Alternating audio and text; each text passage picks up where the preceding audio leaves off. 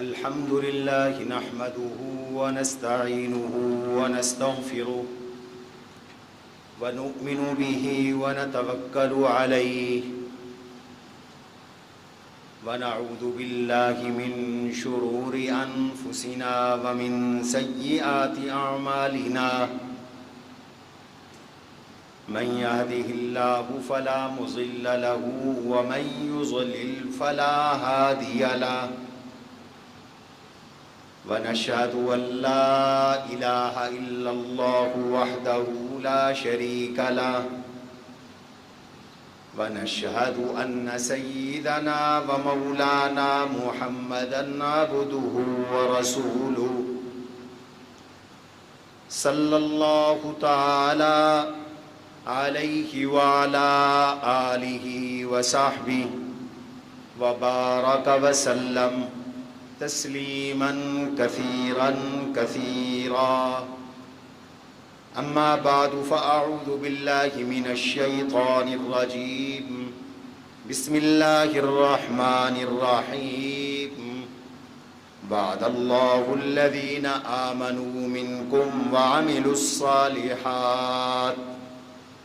وعملوا الصالحات ليستخلفنهم في الأرض كما استخلف الذين من قبلهم وليمكنن لهم دينهم الذي ارتضى لهم وليبدلنهم من بعد خوفهم أمنا يعبدونني ولا يشركون بي شيئا ومن كفر بعد ذلك فأولئك هم الفاسقون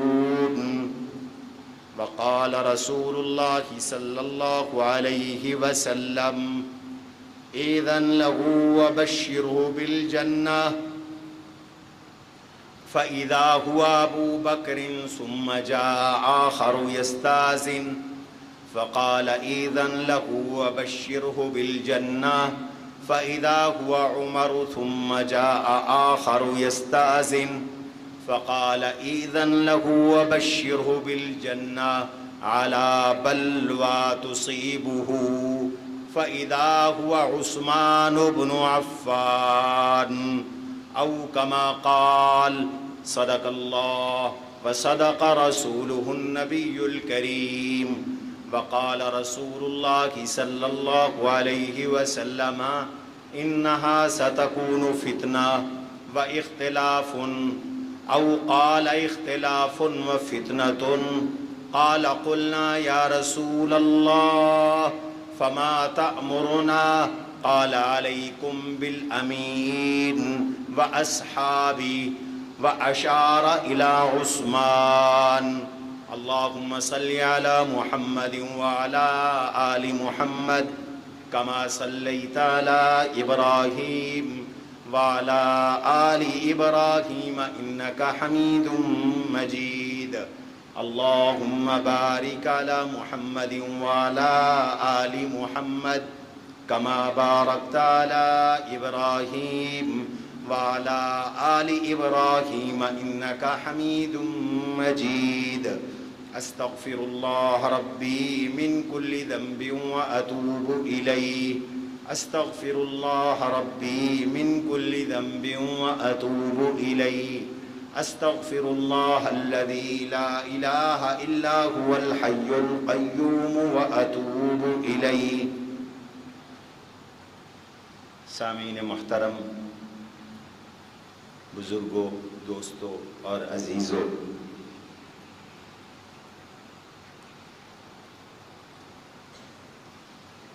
ماہ ذی الحج حضرت سیدنا امیر المؤمنین ذو النورین ذو الحجرتین ذو البشارتین رفیق رسول رفیق جنت دوہر داماد پیمبر ناشر قرآن جامع آیات فرقان حضرت سیدنا عثمان ابن عفان رضی اللہ تعالی عنہ کی شہادت کا مہینہ ہے۔ مؤرخہ 18 ذی الحج حضرت سیدنا عثمان ابن عفان رضی اللہ تعالی عنہ کو بے دردی کے ساتھ باغیوں نے مدینہ منورہ میں شہید کر دیا تھا۔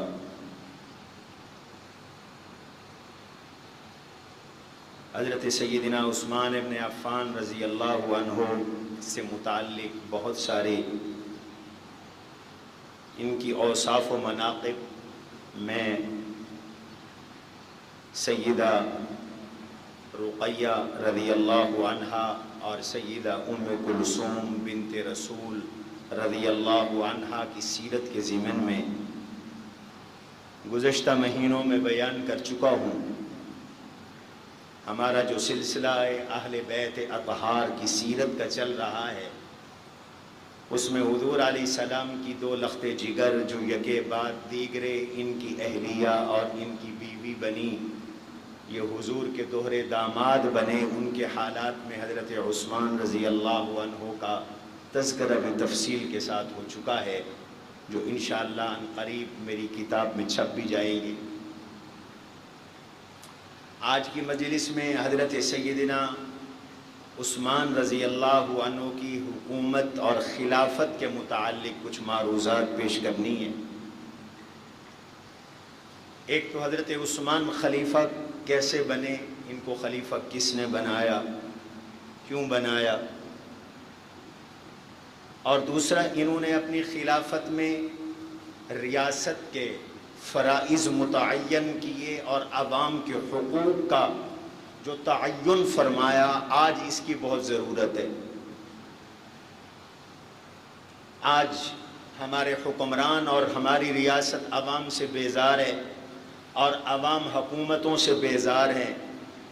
عوام اپنا رونا رو رہے ہیں، کوئی بجلی کا رونا رو رہا ہے، کوئی امن کا رونا رو رہا ہے، کوئی معیشت کا رونا رو رہا ہے، ہر طرف چیخ و پکار ہے، ایک جنگ کی کیفیت ہے، اور دوسری طرف حکومتیں وہ ٹیکسوں پہ ٹیکس لگاتی جا رہی ہیں اور اقدام پہ اقدام کرتی چلی جا رہی ہیں۔ ان حالات میں حکومتوں کے لیے بھی اور عوام کے لیے بھی حضرت سیدنا عثمان ابن عفان رضی اللہ عنہ کا جو طرز خلافت ہے، وہ اسوہ ہے، وہ نمونہ ہے، اس سے رہنمائی لی جا سکتی ہے۔ ایک طبقہ یہ شور کرتا ہے کہ حضرت عثمان رضی اللہ عنہ کو خلیفہ نہیں ہونا چاہیے تھا،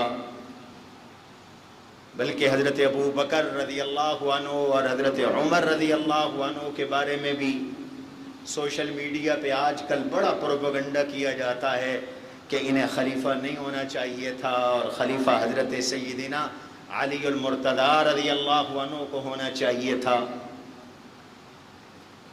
تو اس حوالے سے آج ابتدائی معروضات یہ عرض کرنی ہے کہ حضرت عثمان رضی اللہ عنہ کو خلیفہ کس نے بنایا، کیسے بنایا، کیوں بنایا۔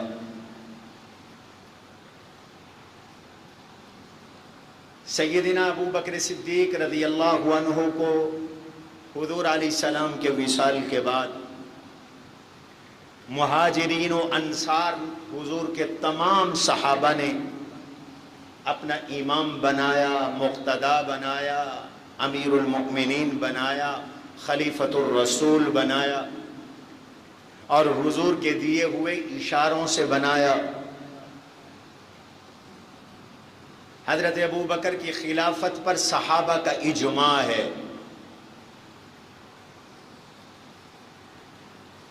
جس طرح اس قرآن کے قرآن ہونے پر سب سے پہلے صحابہ کا اجماع ہے۔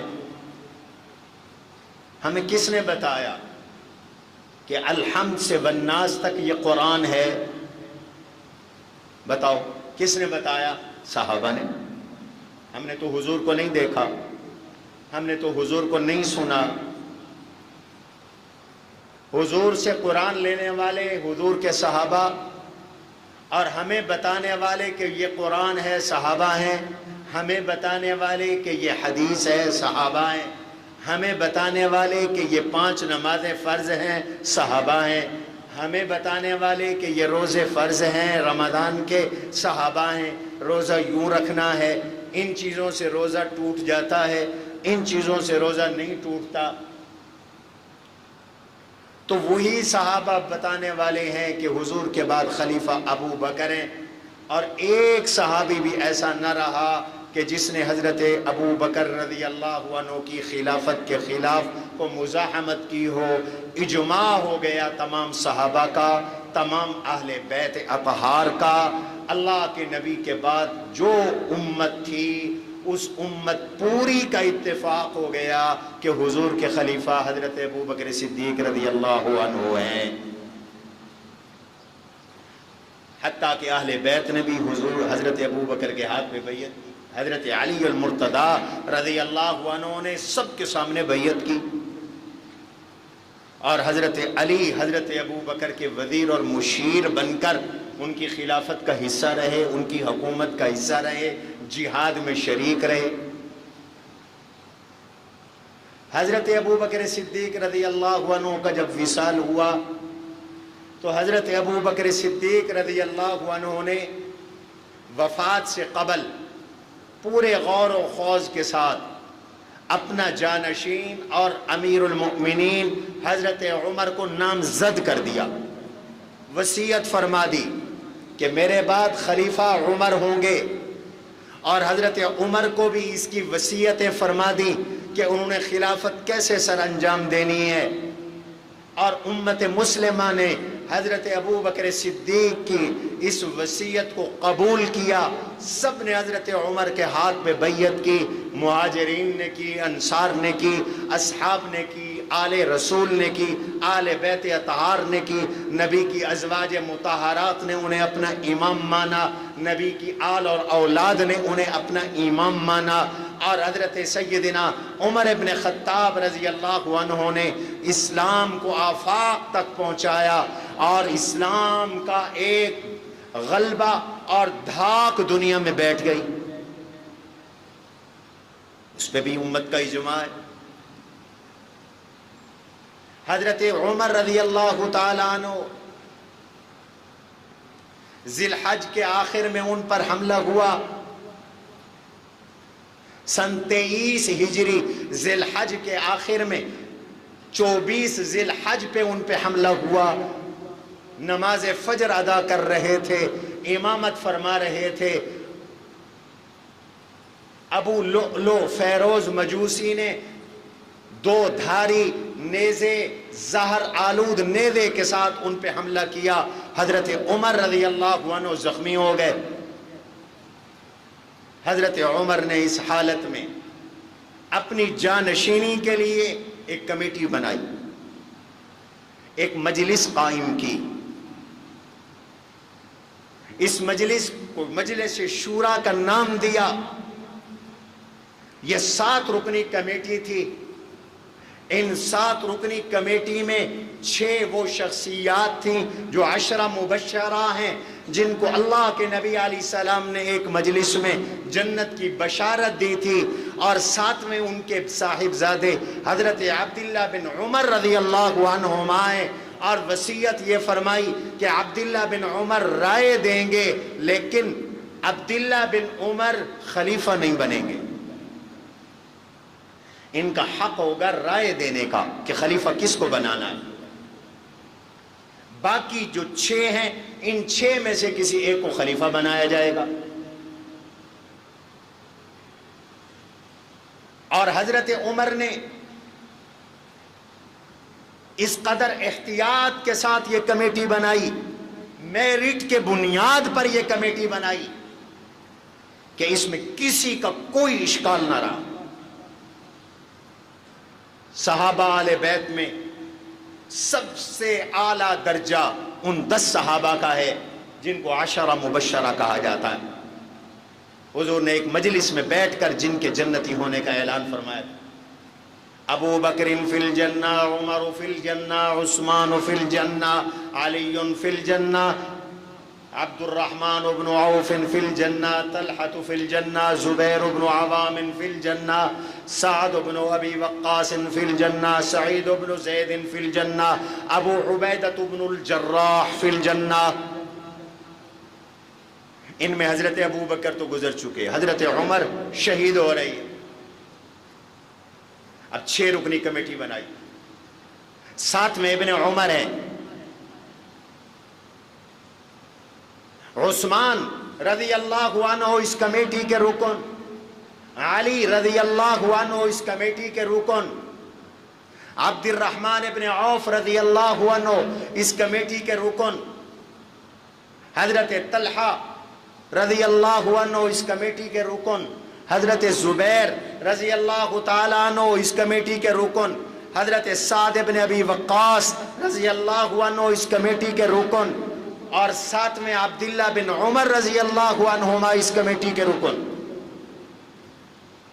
عشرہ مبشرہ میں سے سعید بن زید کو حضرت عمر نے اپنا اس کمیٹی کا رکن نہیں بنایا۔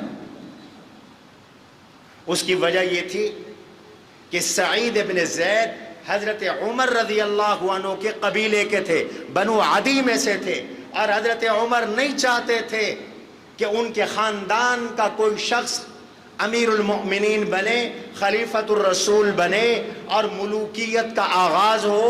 حضرت عمر اس کو نہیں پسند فرماتے تھے، اس لیے انہوں نے عشرہ مبشرہ میں شامل ہونے کے باوجود حضرت سعید بن زید رضی اللہ عنہ کو اس کمیٹی میں نہیں رکھا، اور اپنے بیٹے کو رکھا۔ ان کو صاحب الرأی ہونے کی وجہ سے، صاحب الرأی ہونے کی وجہ سے، امور خلافت سے واقف ہونے کی وجہ سے، تجربہ ہونے کی وجہ سے وہ اپنے والد کے ساتھ شریک کار رہے۔ ایک بیٹا اپنے باپ کے ساتھ کام میں شریک ہوتا ہے۔ فاروق اعظم رضی اللہ تعالیٰ عنہ 10 سال امیر المؤمنین رہے، تو عبداللہ ابن عمر ان کے ساتھ تھے، انہیں امور ریاست کا پتہ تھا، اس لیے مشورے میں تو ابن عمر رضی اللہ عنہ کو بھی حضرت عمر نے رکھا، لیکن فرمایا یہ خلیفہ نہیں بنیں گے۔ حضرت عمر کی شہادت ہو گئی۔ شہادت کے بعد اور شہادت سے پہلے حضرت عمر کی ہدایت پر ان 7 میں سے کسی ایک کو مسجد نبوی کے مصلی کا امام نہیں بنایا گیا۔ ان 7 میں سے کسی ایک نے حضرت عمر کا جنازہ نہیں پڑھایا۔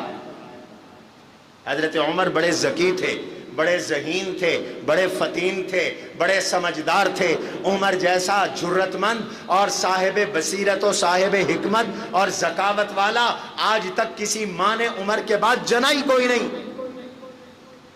اگر ان 7 میں سے کوئی ایک نائب بنتا، ان 7 میں سے کوئی ایک مصلی پہ کھڑا ہوتا، ان 7 میں سے کوئی ایک حضرت عمر کا جنازہ پڑھاتا، تو رائے عامہ اس کے حق میں ہموار ہوتی، وجہ ترجیح بنتی۔ لوگ کہتے کہ عمر کے زمانے میں فلاں مصلی عمر پہ آیا لہذا خلیفہ اس کو بنا دو۔ حضرت عمر یہ نہیں چاہتے تھے کہ کوئی وجہ ترجیح کسی کو حاصل ہو، بلکہ وہ یہ چاہتے تھے کہ اتفاق کے ساتھ میرٹ پر ان میں سے جو سب سے افضل ہے، یہ پوری امت میں سب سے افضل ہیں، ان میں سے جو سب سے افضل ہو، سب سے اعلیٰ ہو، سب سے متفق ہو، جس پر سب کا اتفاق ہو، وہ امیر المؤمنین بنے، وہ خلیفۃ المسلمین بنے، تاکہ ایک کام میرٹ پر ہو اور دیانت امانت کے ساتھ ہو اور مسلمانوں میں اتفاق رہے، اتحاد رہے۔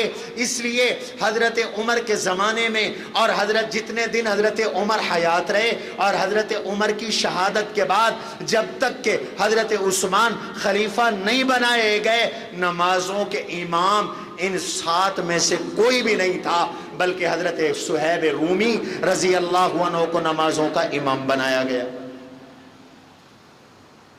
حضرت عمر کا جنازہ بھی حضرت صہیب رومی رضی اللہ عنہ نے پڑھایا۔ جنازے کے بعد پہلا کام یہی ہوا کہ حضرت عمر کا خلیفہ اور خلیفۃ المسلمین کس کو بنایا جائے۔ حضرت عمر سب سمجھا گئے تھے، خلیفہ کیسے بنانا ہے، رائے کیسے لینی ہے۔ حضرت عمر کی ہدایت کے مطابق، یہ بڑی اہم بحث ہے، طلبہ بھی توجہ کرے، حضرت عمر کی ہدایت کے مطابق اس 7 رکنی کمیٹی کا پہلا اجلاس منعقد ہوا۔ بعض روایات میں آتا ہے ام المؤمنین سیدہ عائشہ رضی اللہ عنہا کے گھر میں ہوا، بعض روایات میں ایک اور خاتون کا نام آتا ہے سیدہ فاطمہ، ان کے گھر ہوا۔ یہ فاطمہ بنت رسول نہیں، ان کا وصال ہو چکا ہے، وہ تو حضرت ابو بکر صدیق رضی اللہ عنہ کی خلافت میں اللہ کے پاس چلی گئی۔ اجلاس ہوا،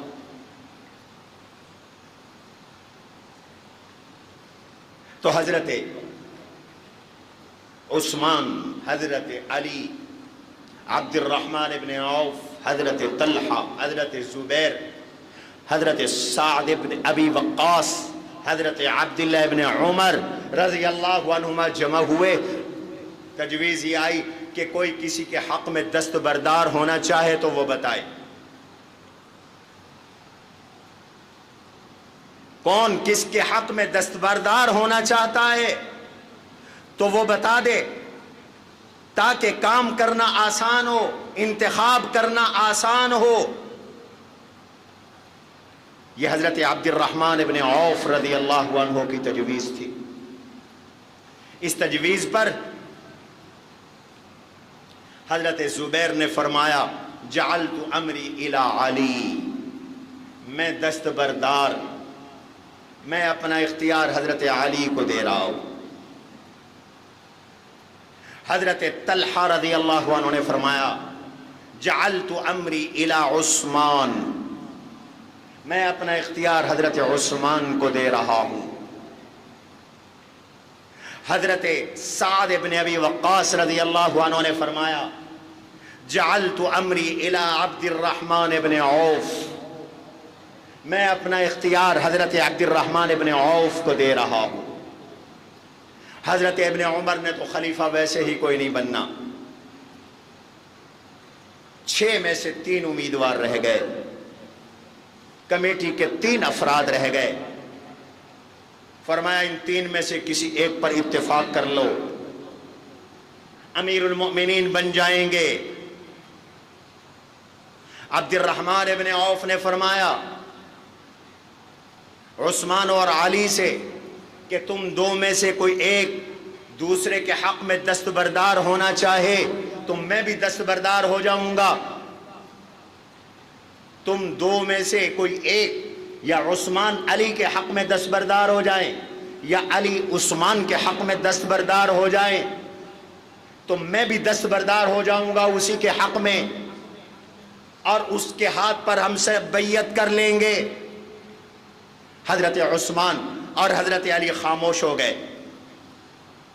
جب یہ دونوں خاموش ہو گئے تو عبد الرحمن ابن عوف رضی اللہ عنہ نے فرمایا تم ایسا کرو، پھر مجھے اختیار دے دو، میں دستبردار ہوں گا، جس کے حق میں دوسرے کو بھی اس کے حق میں دستبردار ہونا پڑے گا، یا جس کو میں امام بناؤں گا اور خلیفہ بناؤں گا دوسرے کو اس کے ہاتھ پر بیعت کرنی پڑے گی۔ بڑا لاجک طریقہ ہے، بڑا منطقی طریقہ ہے، بڑا حکمت پر مبنی طریقہ ہے، اتفاق والا طریقہ، اس پہ اتفاق ہو گیا، بالکل ٹھیک ہے۔ اب خلیفہ بننا ہے یا حضرت عثمان نے یا خلیفہ بننا ہے حضرت علی نے، شارٹ لسٹ ہو گئی، لسٹ کلوز ہو گئی، 6 میں سے معاملہ 2 پہ آ گیا۔ اب انتخاب آسان ہے کہ ان 2 میں سے کس کو خلیفہ بنایا جائے۔ چنانچہ حضرت عبد الرحمن ابن عوف رضی اللہ تعالیٰ عنہ نے اس پر کام شروع کیا اور مشورہ شروع کیا۔ یہ 3را دن تھا حضرت عمر رضی اللہ تعالیٰ عنہ کی شہادت کا، اور حضرت عبد الرحمن ابن عوف فرماتے ہیں میں 2 راتیں 1 سیکنڈ کے لیے نہیں سویا، میں نے لوگوں سے مشورہ کیا، اس کمیٹی سے مشورہ کیا خلیفہ کس کو بناؤں، میں نے مہاجرین سے مشورہ کیا خلیفہ کس کو بناؤں، میں نے انصار سے مشورہ کیا خلیفہ کس کو بناؤں، میں نے مردوں سے مشورہ کیا خلیفہ کس کو بناؤں، میں نے عورتوں سے مشورہ کیا خلیفہ کس کو بناؤں، حتیٰ کہ میں نے غلاموں سے مشورہ کیا خلیفہ کس کو بناؤں۔ میں مدینہ کے ایک ایک راستے پہ کھڑا ہوا، ایک ایک گلی میں گیا، میں نے سب سے مشورہ کیا، اور پھر حضرت عبد الرحمن بن عوف اپنے بھانجے حضرت مسور بن مخرمہ رضی اللہ تعالی عنہ کے گھر بدھ کی رات تشریف لائے۔ وہ سو چکے تھے، انہیں نیند سے جگایا، انہوں نے دروازہ کھولا، فرمایا لگتا ہے تم سو گئے ہو، میں تو نہیں سویا 2 راتوں سے، 1 منٹ کے لیے نہیں سویا، میرے ذمے یہ امانت ہے کہ میں یہ خلافت کی امانت کس کے سپرد کروں؟ جاؤ، جا کر حضرت زبیر کو بلاؤ، حضرت سعد کو بلا کے لے آؤ، حضرت علی کو بلا کے لے آؤ۔ رات کو ان کو بلایا گیا، ان سے الگ الگ بات چیت کی، مذاکرات کیے۔ اگلا دن صبح کی نماز مسجد نبوی میں ادا کی، اور مسجد نبوی میں نماز ادا کرنے کے بعد صہیب رومی کے پیچھے نماز پڑھنے کے بعد حضرت عبد الرحمن ابن عوف رضی اللہ تعالیٰ عنہ منبر پر تشریف لائے، اور منبر پر بیٹھ کر حضرت علی کو بلایا۔ حضرت علی سے کہا کہ علی، اگر میں تمہیں خلیفہ بنا دوں تو بتاؤ تم قرآن کے مطابق، سنت کے مطابق، حضرت ابو بکر اور حضرت عمر کے طریقے کے مطابق نظام خلافت چلاؤ گے، نظام ریاست چلاؤ گے، نظام مملکت چلاؤ گے؟ تو حضرت علی المرتضی شیر خدا رضی اللہ تعالی عنہ نے فرمایا، میں اپنی استطاعت کے مطابق قرآن، حدیث اور ابو بکر و عمر رضی اللہ عنہما کے طریقے کے مطابق نظام خلافت چلاؤں گا۔ ان سے فرمایا تم بیٹھ جاؤ۔ اب حضرت عثمان کو بلایا، اور حضرت عثمان سے پوچھا کہ عثمان، اگر میں تمہیں خلیفہ بنا دوں تو تم قرآن اور حضور علیہ السلام کی سنت، حدیث اور ابو بکر اور عمر رضی اللہ عنہما کے طریقے کے مطابق نظام چلاؤ گے؟ انہوں نے کہا کہ میں 100% قرآن، سنت، ابو بکر اور حضرت عمر کے طریقے کے مطابق نظام چلاؤں گا۔ اس کے اوپر مجمع میں موافقت پیدا ہوئی حضرت عثمان رضی اللہ عنہ کی۔ حضرت عبد الرحمن ابن عوف جو مشورہ کر چکے تھے تمام مسلمانوں سے، تو کچھ لوگوں کا مشورہ حضرت علی کے حق میں تھا کہ امیر المؤمنین انہیں بنایا جائے، لیکن اکثر مدینے کی آبادی کا مشورہ حضرت عثمان کے حق میں تھا۔ حضرت عبد الرحمن ابن عوف فرماتے ہیں، میں نے مردوں سے پوچھا، عورتوں سے پوچھا، بچوں سے پوچھا، غلاموں سے پوچھا، آزادوں سے پوچھا، اکثر کی رائے تھی کہ حضرت عثمان رضی اللہ عنہ کو خلیفۃ المسلمین بنایا جائے۔ چنانچہ حضرت عبد الرحمن ابن عوف منبر کی اس سیڑھی پر، آخری سیڑھی پر چلے گئے جہاں حضور تشریف فرما ہوتے تھے، اور حضرت عثمان رضی اللہ عنہ کو دوسری سیڑھی پر بٹھا دیا۔ اکثر روایات کے مطابق اللہ کے نبی کے منبر کے 3 زینے تھے، 3 درجے تھے، 3 سیڑھیاں تھیں، اور بعض روایات میں 2 کا بھی تذکرہ ملتا ہے۔ تو حضرت عبد الرحمن ابن عوف اوپر بیٹھ گئے، عبد الرحمن ابن عوف نے حضرت عثمان کو نیچے بٹھا دیا، اور پھر فرمایا عثمان ہاتھ آگے بڑھاؤ۔ حضرت عثمان کے ہاتھ پر بیعت کی۔ حضرت عثمان کے ہاتھ پہ بیعت کی. بعض روایات میں آتا ہے کہ پہلے پہلے بیعت حضرت علی نے کی. بعض روایات میں آتا ہے پہلے پہلے بیعت عبد الرحمن ابن عوف نے کی اور دوسرے نمبر پر بیعت حضرت علی نے فرمائی. اور پھر پوری مسجد نبوی کے نمازی اٹھ کھڑے ہوئے اور اتنا رش لگ گیا, اتنا ہجوم ہو گیا کہ حضرت عثمان کے ہاتھ پر بیعت کرنے والوں کا کہ حضرت عثمان منبر سے گرنے لگ گئے.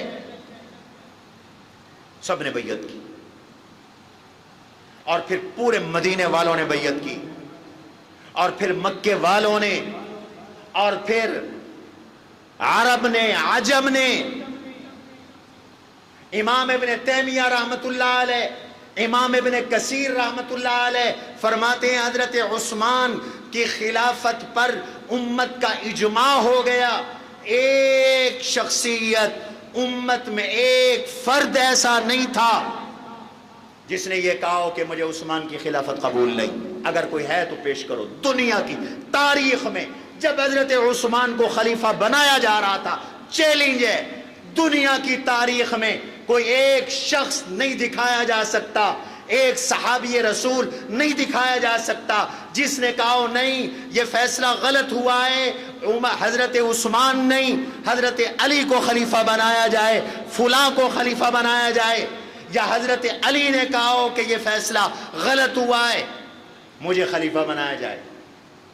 نہیں, صحابہ میں حب جاہ نہیں تھا, اہل بیت میں حب جاہ نہیں تھا, وہ منصب پرست نہیں تھے, وہ عہدوں کے لالچ رکھنے والے نہیں تھے, وہ اخلاص سے بھرے ہوئے لوگ تھے. جس کو جو منصب ملتا تھا وہ خدمت کے لیے, اللہ کی رضا کے لیے وہ منصب قبول کرتا تھا. ابو بکر نے بھی منصب اس لیے قبول فرمایا, عمر نے بھی منصب اس لیے قبول فرمایا, حضرت عثمان نے بھی یہ منصب اس لیے قبول فرمایا, اور حضرت عثمان کے بعد حضرت علی نے بھی یہ منصب اس لیے قبول فرمایا. اور یہ سارے برحق ہیں, امت کا اجماع ہے. بعد میں لوگوں نے باتیں کی. 12 سال دور خلافت ہے حضرت عثمان کا. باغی 6 سال کے بعد پیدا ہوئے. 6 سال تک پوری امت میں ایک فرد نہیں تھا جو خلافت عثمان پہ اعتراض کرتا. اس سے معلوم ہوا کہ اللہ کے نبی علیہ الصلوۃ والسلام نے کسی کو اپنا خلیفہ نامزد نہیں کیا تھا کہیں بھی. اگر کیا ہوتا تو حضرت ابو بکر کے ہاتھ پہ بیعت نہ ہوتی. وہ ایک تو انکار کرتا. اگر کیا ہوتا تو ابو بکر بوقت وصال حضرت عمر کو خلیفہ نہ بناتے, اور اگر بنا دیا تھا تو کم از کم شیر خدا علی المرتضیٰ تو نکل کر باہر میدان میں آ جاتے, جیسے سیدنا حسین رضی اللہ عنہ یزید کے خلاف نکل کر میدان میں آ گئے تھے. علی نکل آتے کہ وسیع تو میں ہوں, غدیر خم میں خطبہ میرے لیے تھا, تبوک کے موقع پر خلافت کا اعلان انت منی بمنزلت ہارون علی موسیٰ میرے لیے تھا. عمر کو کیوں بنایا جا رہا ہے؟ حضرت عمر حضرت علی نہیں نکلے. آج اگر اللہ کے نبی نے کسی کو خلافت دی ہوتی تو حضرت عمر کو کمیٹی بنانے کی ضرورت پیش نہیں آتی, اور جب کمیٹی بنی تھی تو حضرت علی کو بڑی آسانی تھی یہ کہہ دینا چاہیے تھا کہ اللہ کے نبی تو غدیر خم پر میرے لیے خلافت کا اعلان کر چکے ہیں, لہذا یہ کیسی کمیٹی اور کیسا مشورہ, چلو اب خلافت میرا حق ہے مجھے دو. لیکن حضرت علی نے بھی یہ کوئی نہیں فرمایا. رسول اللہ صلی اللہ علیہ وسلم کے وصال کے موقع پر جب مرض الوفات تھی, حضرت عباس نے حضرت علی سے فرمایا, یہ روایات میں صراحت کے ساتھ موجود ہے, علی چلو حضور سے خلافت لکھوا لے تاکہ کل کوئی اور آرزو نہ کرے. تو پھر خود ہی فرمایا نہیں, اگر آج حضور نے انکار کر دیا تو پھر کبھی ہمارے لیے یہ خدمت مقدر نہیں ہوگی. اگر خلافت منصوص تھی, اگر خلافت کا اعلان ہو چکا تھا تو پھر حضرت عباس کی یہ تجویز کیوں, پھر حضرت علی کا یہ انکار کیوں؟ معلوم ہوتا ہے یہ تو ڈھونگ ہے یہ کہنا کہ حضور نے خود کسی کو خلیفہ بنا دیا تھا۔ اگر حضور کوئی کام صراحت کے ساتھ فرما دیں، مجال ہے کہ صحابہ انکار کرے، صحابہ کٹ تو جاتے تھے، حضور کی حکم عدولی نہیں کرتے تھے۔ قرآن بھی کہتا ہے ما کان لمؤمن ولا مؤمنۃ اذا قضى الله ورسوله امرا ان يكون لهم الخيرة من امرهم، کسی ایمان والے مرد کسی ایمان والی عورت کو اس بات کی اجازت نہیں کہ جب اللہ اور اللہ کے رسول کسی معاملے کا فیصلہ کر دیں تو انہیں اختیار ہو، اس کی بالکل اجازت نہیں۔ تو حضور کے اتنے صحابہ ہیں، صاحب تقوی ہیں، اہل بیت ہے، کوئی ایک تو بولتا۔ معلوم ہوتا ہے یہ کہانی تو بالکل غلط ہے کہ اللہ کے نبی نے کسی کی خلافت لکھوائی، کسی کی خلافت کا اعلان کیا۔ 18 ذی الحج جو حضرت عثمان رضی اللہ عنہ کی شہادت کا دن ہے، اس دن حضرت عثمان شہید ہوئے۔ کچھ لوگوں نے عید غدیر خم منائی۔ وہ کس بات کی عید ہے؟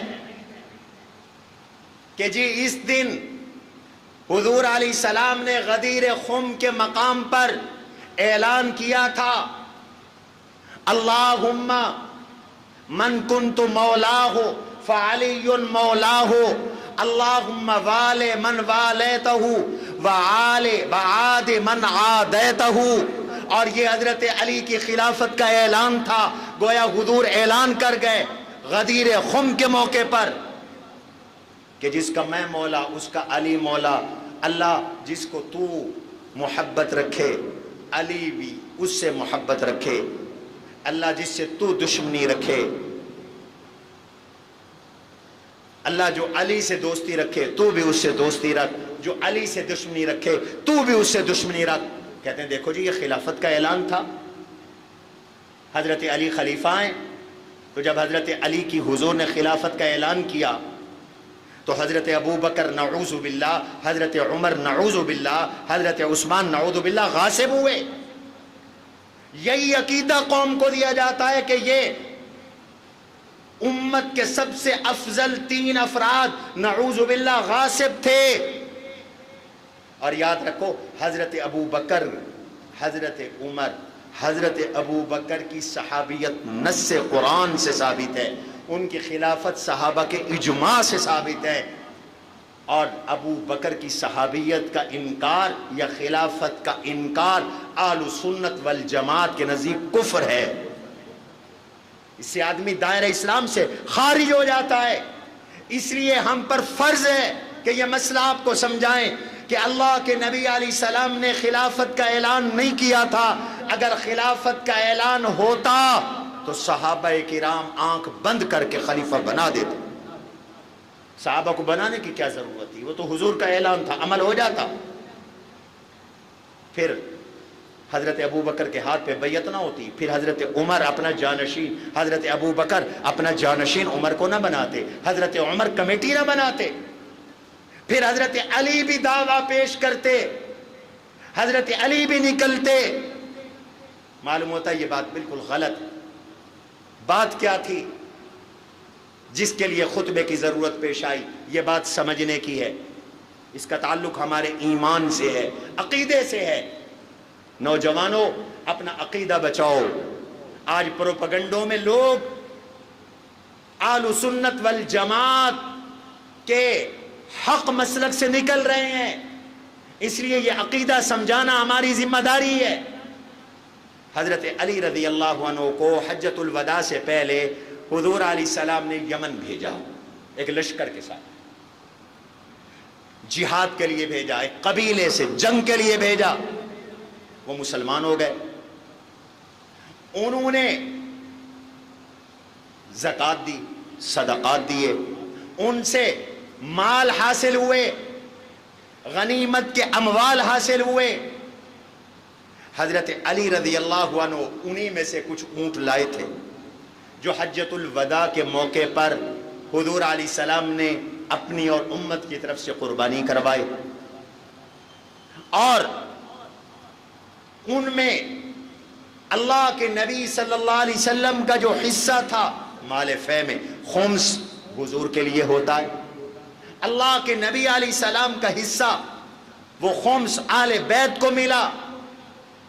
تو حضرت علی کی اس تقسیم سے کچھ حضرات ناراض تھے، کچھ حضرات کو غلط فہمی تھی، بعض صحابہ کرام کو اختلاف تھا۔ چنانچہ ایک صحابی ابو بردہ اسلمی رضی اللہ عنہ فرماتے ہیں میرے دل میں علی سے نفرت پیدا ہو گئی تھی۔ ایک اور صحابی کہتے ہیں میرے دل میں علی سے نفرت پیدا ہو گئی تھی۔ حضرت اسامہ نے حضور کو آ کر شکایت لگائی حضرت علی کے خلاف۔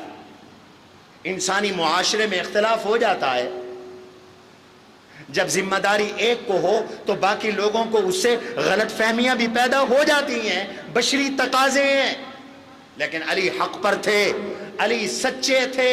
حضرت علی رضی اللہ تعالیٰ عنہ نے انصاف پر مبنی تقسیم کی تھی۔ مسئلہ خلافت کا تو تھا ہی نہیں، مسئلہ باہمی شکر رنجی کا تھا، اختلاف رائے کا تھا، ایک دوسرے سے ناراضگی کا تھا۔ خلافت کی تو بحث ہی کوئی نہیں تھی، نہ حضور خلافت بتانا چاہتے تھے۔ اگر حضور اپنی خلافت کا اعلان کرنا چاہتے تھے تو یہ واقعہ غدیر خم کا 18 ذی الحج کا ہے، اور دین مکمل ہوا ہے میدان عرفات میں 9 ذی الحج۔ خطبہ حجۃ الوداع کب حضور نے ارشاد فرمایا بتاؤ؟ 9 ذی الحج، میدان عرفات۔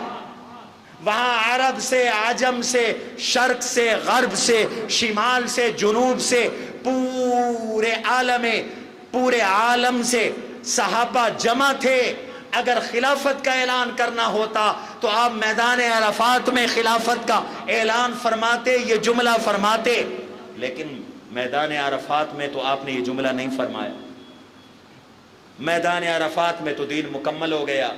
میں پہلے آپ کا حجۃ الوداع تفصیل سے بیان بھی کر چکا ہوں کچھ جمعے پہلے۔ قرآن اترا الیوم اکملت لکم دینکم واتممت علیکم نعمتی ورضیت لکم الاسلام دینا۔ دین مکمل ہو گیا ہے۔ اگر امامت کا عقیدہ دین کا حصہ ہوتا تو حضور آج اعلان کر دیتے، میرے نبی نے اعلان نہیں فرمایا، اور آیت اتری الیوم اکملت لکم دینکم واتممت علیکم نعمتی ورضیت لکم الاسلام دینا۔ اب واپس چلیں، حضور مکہ سے مدینہ جا رہے ہیں، راستے میں ایک تالاب آتا ہے، جگہ کا نام خم تھا۔ اللہ کے نبی کے کانوں میں یہ باتیں پہنچی کہ کچھ صحابہ کو حضرت علی سے ناراضگی ہے۔ تو آپ کا مزاج مبارک یہ تھا کہ جب صحابہ میں شکر رنجیاں پیدا ہونے لگتی تو آپ کھڑے ہو کے خطبہ ارشاد فرمایا کرتے تھے۔ یہ آج خطبہ نہیں ارشاد فرمایا، اس سے پہلے بھی حضور نے کئی خطبے ارشاد فرمائے۔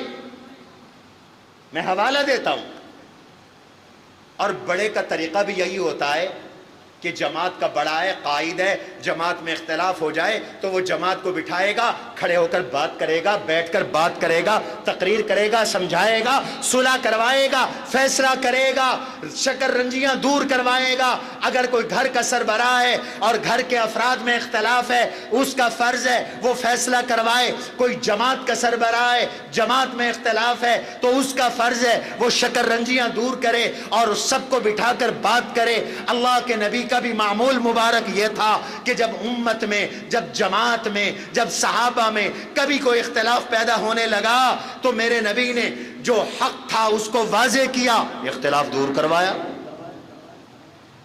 اختلاف دور کروایا۔ آپ اٹھائیں تفسیر کی کتابیں، اوس اور خزرج انصاری قبیلے بیٹھے تھے، بڑے پیار و محبت کی باتیں کر رہے تھے۔ ایک یہودی آیا، اس کا نام تھا شاس بن قیس یا شماس بن قیس۔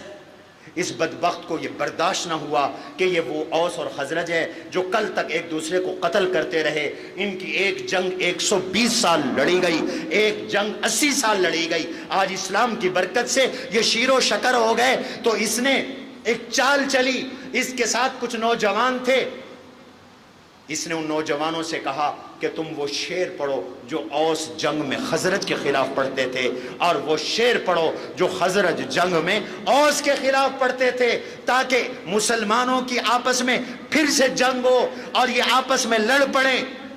اس نے یہی کرایا۔ وہ شعر دہرائے گئے تو پرانی باتیں یاد آ گئیں، اوس بھی کھڑے ہو گئے، خزرج بھی کھڑے ہو گئے، ہتھیار کی آوازیں آنے لگی، اٹھاؤ ہتھیار، باہر نکل پڑے، لشکر بن گئے۔ قریب تھا کہ جنگ چھڑ جاتی، میرے آقا تشریف لائے، ان سب کو بٹھایا اور بٹھا کر خطبہ ارشاد فرمایا، تقریر کی۔ جیسے خم کے مقام پر حضور نے خطبہ دیا اتفاق کے لیے، ایسے یہ خطبہ میرے نبی نے ارشاد فرمایا، اور فرمایا ما بالو دعوی الجاہلیہ، او مسلمانوں یہ جاہلیت کا دعویٰ کیسا کہ تم عصبیت کی باتیں کر رہے ہو، برادری ازم کی باتیں کر رہے ہو۔ اللہ نے برادری ازم ختم کر دیا، قرآن اترا، اسی موقع پہ اترا۔ اللہ نے خبردار کیا، ایمان والو یہ یہودی تمہیں پھر سے مرتد بنانا چاہتے ہیں، اور قرآن اترا وَاعْتَصِمُوا بِحَبْلِ اللَّهِ جَمِيعًا وَلَا تَفَرَّقُوا وَاذْكُرُوا إِذْ كُنْتُمْ أَعْدَاءً فَأَلَّفَ بَيْنَ قُلُوبِكُمْ فَأَصْبَحْتُمْ بِنِعْمَتِهِ إِخْوَانًا۔ خطبہ دیا ہے حضور۔ حضرت ابو بکر اور عمر کا کسی بات پہ جھگڑا ہو گیا۔ حضرت ابو بکر، بخاری کی روایت ہے، حضرت عمر کو منانے چلے گئے۔ حضرت عمر کو احساس ہوا، حضرت ابو بکر کو احساس ہوا، وہ حضرت عمر کو منانے چلے گئے۔ حضرت عمر نہیں مانے۔ حضرت ابو بکر حضور کے پاس آئے سفارش کے لیے، حضرت آپ سفارش فرما دیں عمر بات مان جائیں۔ اللہ کے نبی غصے میں آ گئے اور صحابہ کو جمع کیا اور خطبہ ارشاد فرمایا، اور خطبے میں بجائے سفارش کے ناراضگی کا اظہار فرمایا۔ فرمایا لوگو تم سب کو میں نے اللہ کے دین کی طرف بلایا، قل تم کذبتا، تم سب نے پہلے تو مجھے یہی کہا تھا کہ یہ جھوٹ ہے۔ میں نے ابو بکر کو بلایا تو ایک ابو بکر تھا، اس نے کہا صدقتا، آپ جو کہہ رہے ہیں سچ ہے۔ حل انتم تارکو لی صاحبی، یہ میرا یار ابو بکر ہے، تم اس کو اکیلا چھوڑنا چاہتے ہو؟ ابو بکر کہہ رہے ہیں آقا نہیں، میری غلطی ہے، میں معافی مانگتا ہوں عمر سے۔ لیکن اللہ کے نبی ابو بکر کے فضائل بیان کر رہے ہیں۔ بالکل ایسے آج خم کے مقام پر جب کچھ صحابہ حضرت علی سے ناراض ہیں، آپ جماعت کے سربراہ ہیں، آپ کھڑے ہو گئے، آپ نے فرمایا لوگوں سنو، علی میرا پیارا، میں علی سے محبت رکھتا ہوں، علی حق پر ہے۔ اللہم من کنت مولاہ فعلی مولاہ، اللہ تو گواہ بن جا، من کنت مولاہ، مولا کا معنی محبوب، قرآن میں بھی یہ لفظ استعمال ہوا ہے۔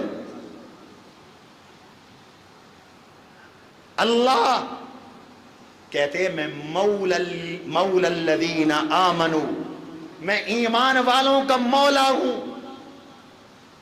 من کنت مولا ہو، مولا مشترک لفظ، سردار بھی مانا، محب بھی اس کا مانا، معتق بھی اس کا مانا، آزاد کیا ہوا معتق بھی اس کا مانا، بہت سارے معنی۔ اور مشترک لفظ کا معنی موقع کی مناسبت سے طے کیا جاتا، قرینے سے طے کیا جاتا۔ یہاں شکر رنجی ہے، اس لیے دوستی کے معنی میں ہے۔ من کنت مولا ہو، اے اللہ تو گواہ بن جا جس سے میں محبت رکھتا ہوں، فعلی مولا ہو، علی بھی اس کا مولا ہے، یعنی وہ علی سے بھی محبت رکھے گا۔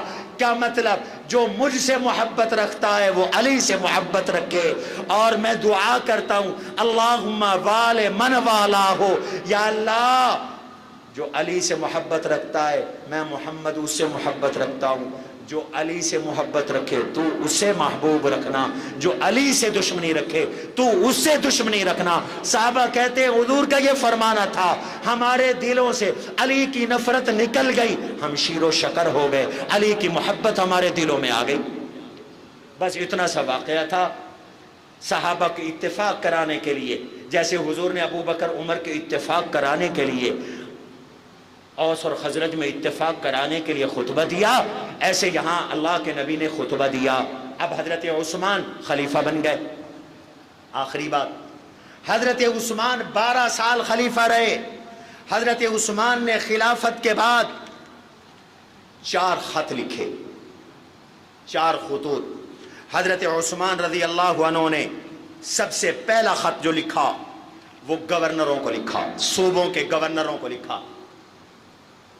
آج حکومت اور عوام ایک دوسرے سے بیزار ہے۔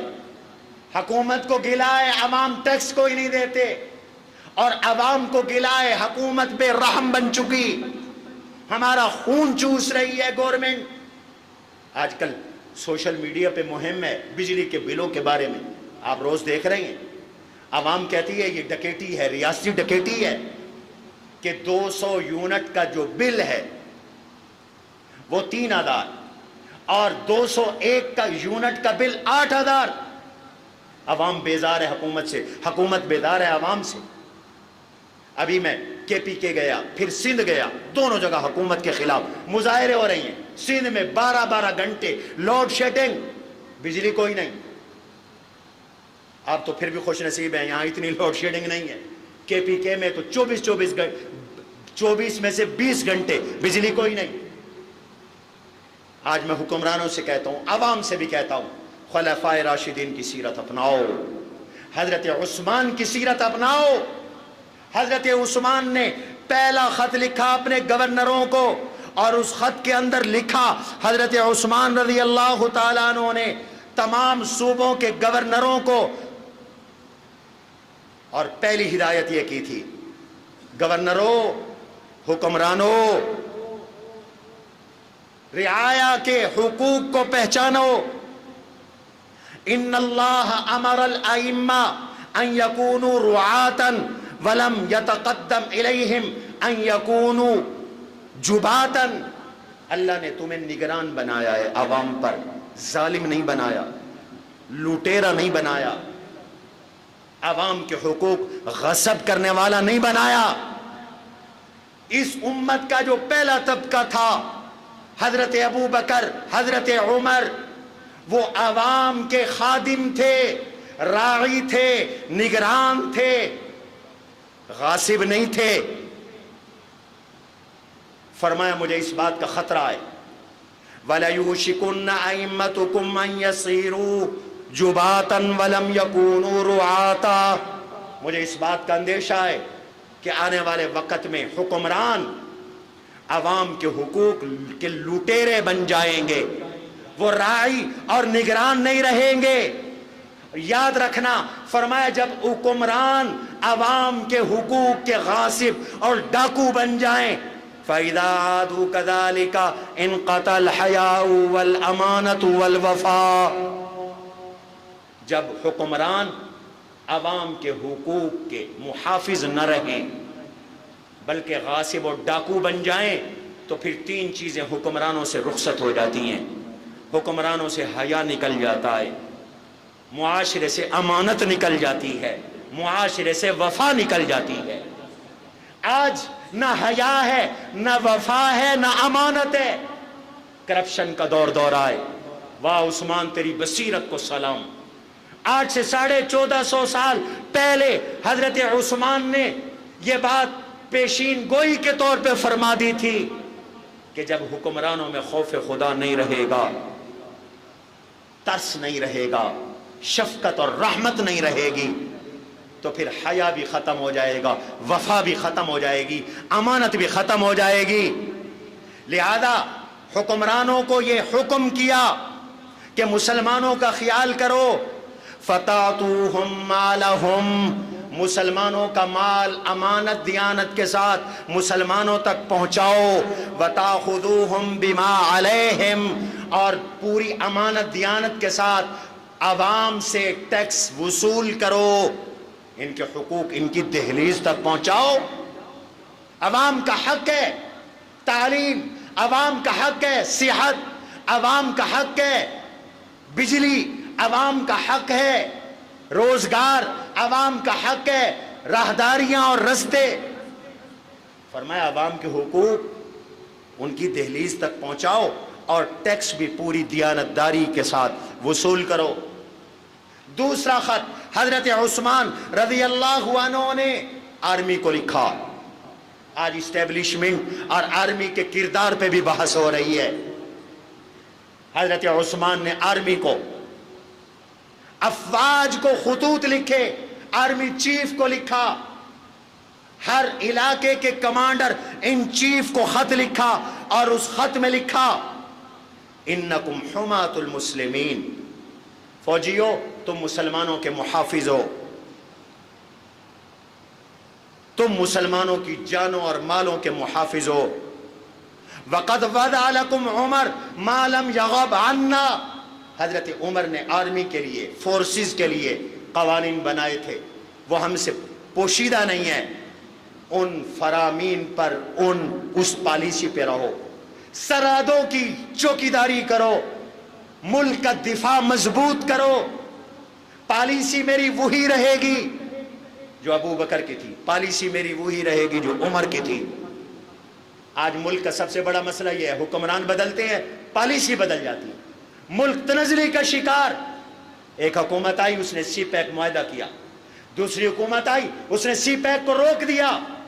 آج چائنا ہم پر اعتماد کرنے کے لیے تیار نہیں۔ عثمان غنی کا پہلا اعلان یہ تھا کہ ہم پالیسی نہیں بدلیں گے، ہماری ریاست کی پالیسی وہی رہے گی جو مجھ سے پہلے حضرت عمر نے وضع کر دی تھی۔ تمہیں اسی پالیسی پہ رہنا ہے اور دفاع کو مضبوط کرنا ہے۔ فوج دفاع پہ رہے، حکمران اپنا کام کرے، فوجی اپنا کام کرے۔ اور تیسرا خط محکمہ انکم ٹیکس کو لکھا۔ آج سب سے بڑا مسئلہ ٹیکس کا بنا ہوا ہے۔ محکمہ انکم ٹیکس کو، یعنی خراج کے عمال کو، ٹیکس وصول کرنے والے آفیسرز کو اور بیروکریٹوں کو، بیروکریسی کو خط لکھا، اور اس خط میں لکھا خذوا الحق وآتوا الحق به والامانة الامانة قوموا علیہا۔ بڑا جامع جملہ ارشاد فرمایا حق لو، حق دو، نہ کسی کو حق لینے میں کوتاہی کرو۔ جو جس کا ٹیکس بنتا ہے، حکومتیں ٹیکس کے بغیر، خراج کے بغیر نہیں چلتی، وہ لو، لیکن لوگوں کو بھی ان کے حقوق دو۔ کرپشن نہ کرنا، خیانت نہ کرنا، کسی کو مستثنا نہ کرنا۔ 2 دفعہ فرمایا الامانتا، الامانتا، امانت کو لازم پکڑو، امانت کو اختیار کرو، قوموا علیہا۔ تیسری بار فرمایا امانت پر قائم رہو، ولا تکونوا اول من یسلبها۔